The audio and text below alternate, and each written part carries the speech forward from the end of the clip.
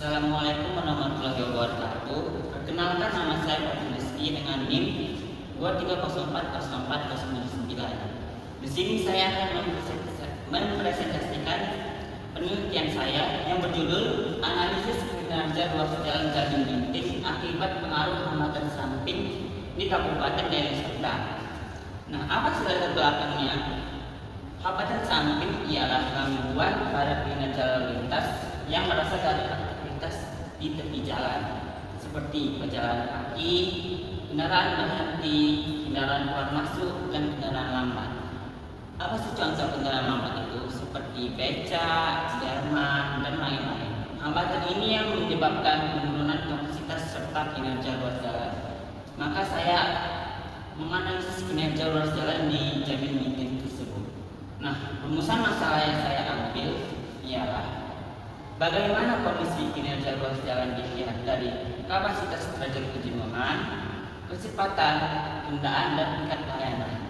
Yang kedua, bagaimana tingkat intensitas hambatan samping yang terjadi pada lokasi tersebut. Yang ketiga, seberapa besar pengaruh hambatan samping terhadap penurunan kinerja ruas jalan pada lokasi tersebut.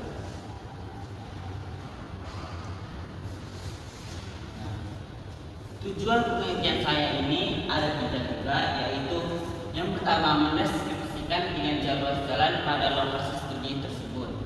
Yang kedua, mengidentifikasi jenis serta tingkat intensitas hambatan samping. Dan yang ketiga, menganalisis pengaruh hambatan samping terhadap penurunan kinerja ruas jalan. Nah, manfaat dari penelitian saya ini memberikan data kondisi kinerja ruas jalan sebagai dasar evaluasi, menunjukkan pengaruh hambatan samping terhadap penurunan kinerja jalan, dan yang terakhir menambah literatur akademik dalam pengembangan kajian di bidang teknik sipil.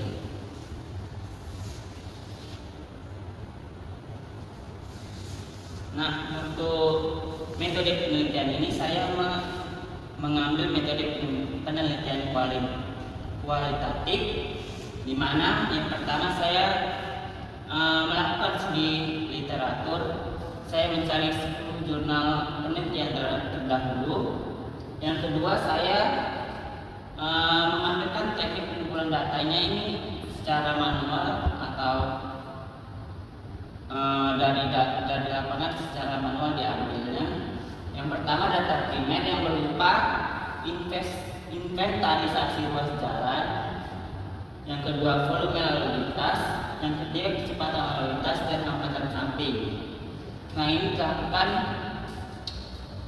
selama 12 jam, di mana ini dimulai dari jam 8 sampai jam 4 untuk mengambil jam sibuknya. Yang kedua, saya mengambil sekunder yang berupa peta tata guna lahan, peta jaringan jalan, dan jumlah penduduk. Ini saya ambil dari Badan Pusat Statistik yang terbaru.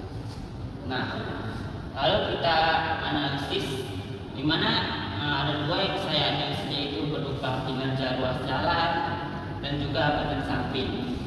Nah, analisis kinerja ruas jalan dan hambatan samping ini saya menggunakan metode pedoman kapasitas jalan raya Indonesia 2023, di mana yang terdiri untuk kinerja ruas jalan ada 4 yang saya hitung: derajat kejenuhan, volume lalu lintas, kapasitas ruas jalan, dan tingkat pelayanannya. Nah, untuk hambatan sampingnya juga menggunakan metode sebelumnya. Kita menghitung jumlah kota kejadian dan klasifikasi tingkat hambatan samping.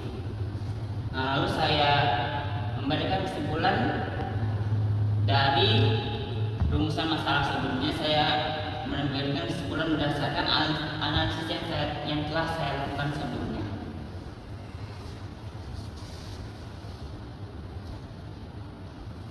Sekian presentasi dari saya. Saya akhiri dengan wassalamualaikum